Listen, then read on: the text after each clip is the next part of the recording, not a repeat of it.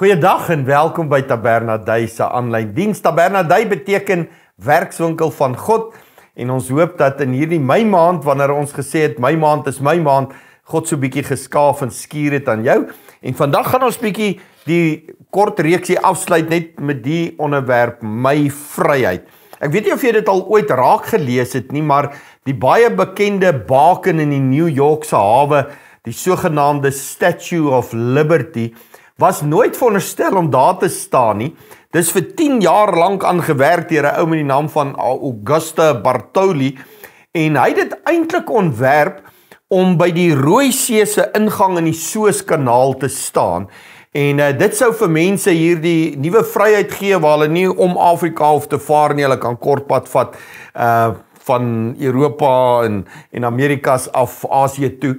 En hy sê sy storie is geïnspireer deur die vryheid wat God vir sy volk gegee het deur 'n pad deur die Rooi See te gee. En vandaar ook die twee tekens van hierdie vrou wat met 'n Book of Justice en met die fakkel staan.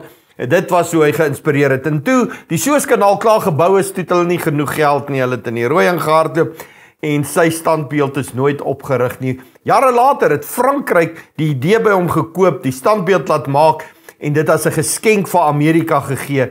En soos die spreekwoord sê, the rest is history. Nou staan dit daar. God gebruik Moses om sy volk uit Egipte, uit slawerny uit te lei en hulle uiteindelik by die beloofde land uit te bring. En ons weet van al die teëspoed wat tref 40 jaar later.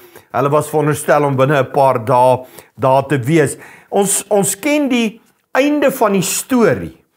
Ons wat nou die Bybel gelees het, en dan as ons na die storie kyk, dan wens ons was daar. Yes, dit moes wauw gewees het, om te sien hoe God al hierdie goed doen, die 10 pla, en die uittog, en toe daar by die see, hoe wonderlik moes dit gewees het, om God se hand in beweging te sien, en die see wat oopgaan, en die vyand wat verdrink.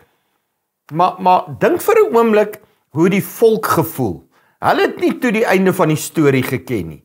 Ja, hulle het God se hand in beweging gesien, die verlossing, maar die oomblik as hulle daar staan, kan jy dink hoe angsbevange is hulle. Voor hulle is 'n see, hulle kan nie aangaan nie. Daar's net een pad tot daar, dis hierdie pad deur die kloof tussen die berge en die woestyn, en dan sien hulle die stofwolke van Farao en sy weermag wat op pad is, en hulle dink dis hulle einde. Hulle wou nie daar gewees het nie. As ons terugkyk, dan wens ek en jy ons was daar. Dit moes wonderlik gewees het. Maar vir hulle op daai oomblik was dit nie so gewees nie. So, ek wil na aanleiding van hierdie storie sommer 'n paar lewensfeite net gou vasvat in jou en my lewe. Nommer 1, ons beland dikwels in ongewenste situasies.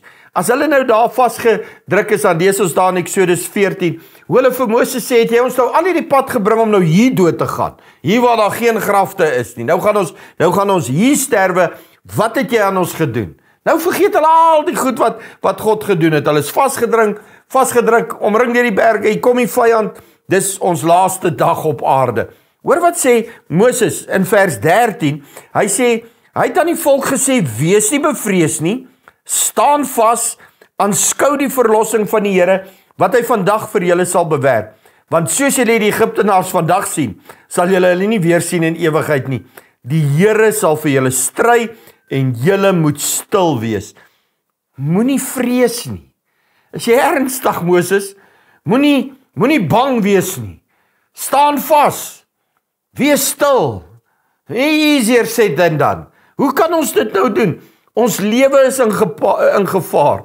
Het jy al ooit daaraan gedink, dat die Bybel nêrens sê, ons moet vrees, of ons moet bekommerd wees, oor die omstandighede in ons lewe nie. Nêrens, inteendeel, oor en oor en oor, sê die Bybel, moenie vrees nie, moenie bekommer wees nie. En as ek en jy in hierdie ongewenste situasies beland, hou vas in die Here. Hierdie is goeie raad van Moses. As hy sê, moenie vrees nie, staan vas, wees stil. Hier is die tweede ding. Hoekom moet ons nie bekommerd wees nie? Ek kan aan 'n paar goed dink, jy kan dalk 'n paar bysit. Ek het nommer 1 hier gesit, kommer gaan niks verander nie. Jesus sê op 'n stadium, ek lees uit die Nuwe Lewende Vertaling, Matteus 6:27, hy sê, kan al julle bekommernisse julle lewe met 1 sekonde langer rek? En die antwoord is ooglopend, nee, bekommernis gaan niks verander nie. Vrees gaan niks verander nie. Inteendeel, dit kom steel jou vrede, dit kom steel jou vreugde, dit kom steel jou tyd, dit kom steel jou krag, dit maak jou swak. Dis al wat vrees en bekommernis doen. So moenie, hou op as gelowige, hou vas aan die Here. Jy sien nommer 2 wat daarbey aansluit. Kommer verblind jou. Dit verhoed jou om te sien waar jou hulp vandaan gaan kom. Al het jy hierdie sogenaamde memory bank met alles wat die Here vir jou gedoen het. Die oomblik wanneer jy vaskyk teen jou probleme en begin toelaat dat vrees en kommer jou hart vul, dan raak dit blank voor jou. Jy's verblind, jy sien nie meer nie. Psalm 23, ons almal ken dit, hoe dit in die ou vertaling staan, ek lees dit doelbewus in die Nuwe Lewe. Hy sê, wanneer ek loop in 'n baie donker kloof, sal ek nie bang wees nie, want U is naby my. U stok en staf beskerm my en ondersteun my. Dis God se belofte aan Israel. Dis God se belofte aan Dawid. Maar hierdie selfde belofte is daar vir jou en my vandag. God sê vir jou, ek is by jou. Moenie vrees nie. Ek is hier langs jou. Ek is die Immanuel, die God wat naby aan jou is. Filippense 4 vers 5 en 6, die oorgang tussen die 2 versies sê dit, hy sê die Here is naby, wees oor niks besorg nie. Omdat die Here naby is, wees oor niks besorg nie. Moenie wakker lê in die aand en wonder waar en hoe en wanneer. Nee, staan vas, vertrou op die Here. Hoekom moet jy nie vrees en angstig wees nie? Die Here is naby aan jou. Die Here is altyd naby aan jou.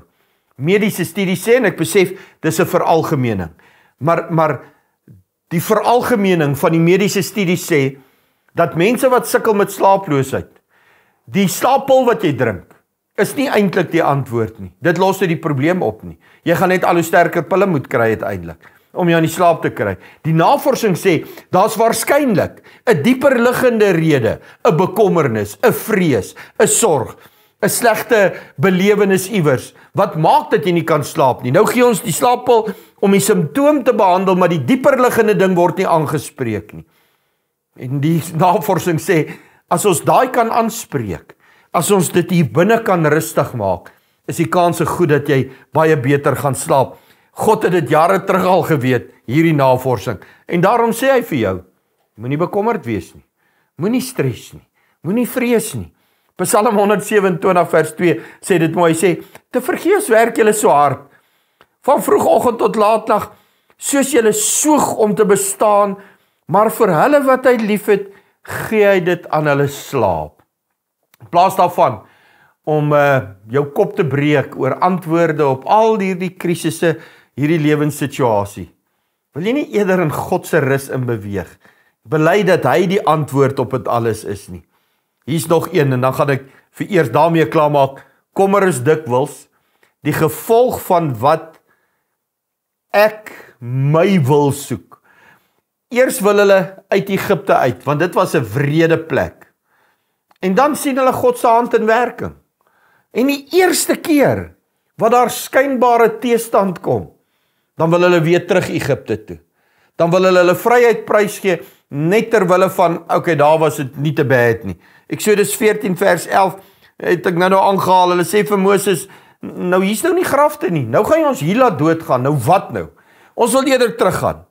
En dit word 'n herhalende tendens vir die volk. Oor die volgende paar jaar, hulle vergeet permanent van God se voorsiening. Hulle vergeet God se beloftes. Hulle vergeet God is by hulle. En Eksodus 16, verlang hulle na die vleis en die brood van Egipte. Dan gee God vir hulle manna. Net 'n rukkie, Numeri 11, dan verlang hulle na die vleis, dan voeg hulle maak hulle die lys langer, want hulle het nou brood gekry. Die vleis, die vis, die groente, en moenie vergeet nie, hulle wou net 'n bietjie knoffel ook gehad het. En dan gee God vir hulle kwartels. En dan dink 'n ou, nou is hulle tevrede. Maar selfs toe hulle by die beloofde land kom, hulle gaan nou die beloofde land binne, dan is dit nog steeds nie goed nie. Hoor wat sê hulle in Numeri 14. Waarom bring die Here ons na hierdie land, om deur die swaard te val? Ons vrouens en ons kinders sal 'n byt word. Sal dit nie beter vir ons wees om na Egipte terug te gaan?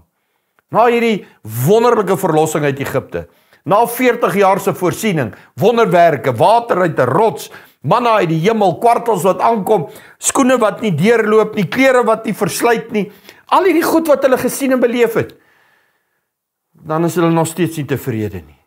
Hulle wil weer teruggaan in slawe wees eerder. Waarom bring die Here ons hier? Wanneer dinge nie is soos wat hulle dit beplan nie, soos wat hulle dit prentjie gesien het nie, my storie, my wil, my vryheid, dan vergeet hulle God se plan met hulle lewe. Kan ek afsluit met hierdie raad? Leer om te sê, Vader, ek soek U wil in my lewe. Dis waar vryheid vandaan kom. As jy wil vry wees van hierdie goed wat jou druk, jy wil weer God se vrede beleef, soek God se wil in jou lewe. Dis al hoe jy ooit vrede sal beleef, dis al hoe jy waarlik sal vry wees. Soek God se wil en plan vir jou lewe. In vers 14 gee Moses vir hulle hierdie goeie raad. Hy sê, die Here sal vir julle stry, julle moet stil wees. Die dag toe hulle angsbevange by hierdie Rooi See staan, het hulle nie geweet hoe hierdie storie gaan uitspeel nie. Hulle is net baie bang, maar hulle het nie geweet dat hulle storie vir die volgende 3-4 duisend jaar mense gaan inspireer nie. Hoe dit ons gaan inspireer.